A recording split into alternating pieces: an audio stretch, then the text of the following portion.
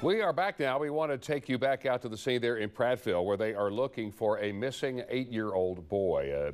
Went missing a little bit earlier today around the Candlestick Park area there of Prattville. We now know that this young man's name is Avery Williams. He was last seen wearing an orange shirt and cameo pants, again around the Candlestick Park area. Several law enforcement agencies are now looking for him. Even the Aliyah copter, or one of the helicopters, was also utilized today. We understand Avery has apparently run away before. They were a little reluctant to get this news public, but they now are a little bit worried and they want the word out there. We hope to have a picture of this young boy, 8 years old, African-American, orange shirt, cameo pants. So keep your eyes out if you happen to be out and about around the Prattville area tonight for this young man. His name is Avery Williams. And again, we hope to have a picture for you. And as soon as we get that in here to the newsroom, we will pop that up there. And of course, we'll continue to update you on the search for this missing little boy. Now your WSFA First Alert weather with meteorologist Brennan Turner. Thoughts and prayers to Avery, the family, and the first responders looking for him. Hopefully he can be found safe. Trying to switch gears to your weather, folks. Let's get you ready for your work week.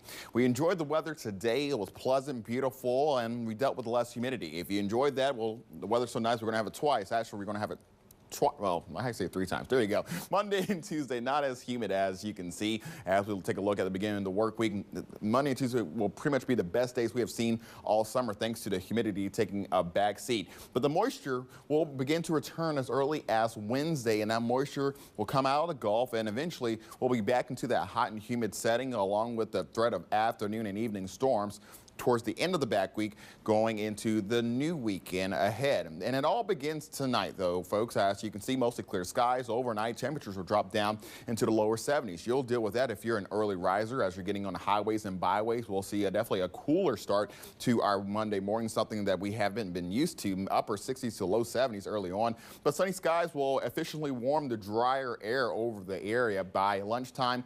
Mid 80s, upper 80s by 1, 2 o'clock. But that dry air will continue to flow into the state as we continue to deal with that east-northeasterly wind. Dew points dropping down into the mid to upper 50s with a few low 60s in there, not only for Monday, but Tuesday as well. So the humidity is on the calm side for the first 2 days of the work week. Now, as I mentioned, by midweek, though, that changes with that southerly flow. It's all due to a new cold front that's on the way. That's going to start that southerly flow, bring in that moisture in. And as you can see, by Thursday, Friday, going into the new weekend, it will be hot in the upper 80s to low 90s with those dew points in the low to mid 70s. Dew points that high makes the humidity quite oppressive. Remember the past 3 work weeks we just sweated through. That's going to be the situation we'll be in towards Thursday, Friday, going into Saturday. Well, let's talk about that moisture returning to the area. Pleasant days Monday, Tuesday, but as that cold front approaches from the north, we'll get that southerly flow bringing in that tropical moisture from the Gulf. That cold front really ramping up that southeasterly flow. And with all that moisture, the humidity is going to be high. And then, of course, with a lot of moisture in the atmosphere, we're going to have to deal with the threat of rainfall. And it looks like it's going to be quite widespread as we're looking at scattered to numerous storms as we close out the work week Friday, and that rain threat will remain elevated Saturday going into Sunday as the cold front makes its way through the state. So just go ahead and have in your head Monday, Tuesday, most of Wednesday, dry days, and then the rain threat really comes into play Thursday, Friday, going into next weekend. Something we're also monitoring, we're paying attention to the weather that's here in Alabama, but we're also making sure to check on the tropics. We have a broad area of low pressure just to our south and east over the Gulf of Mexico.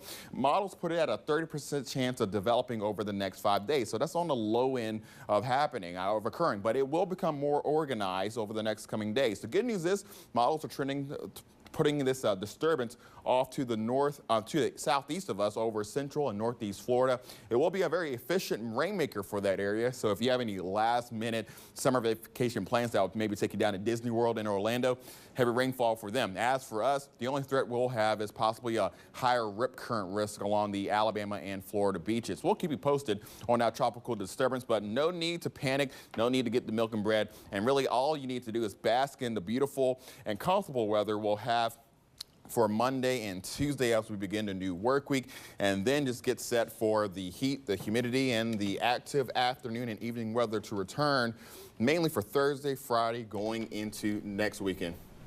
It's important, you know, we hadn't done that yet. You hadn't mentioned next weekend, and it's important that we touch on that. That is tradition. That is for a fact.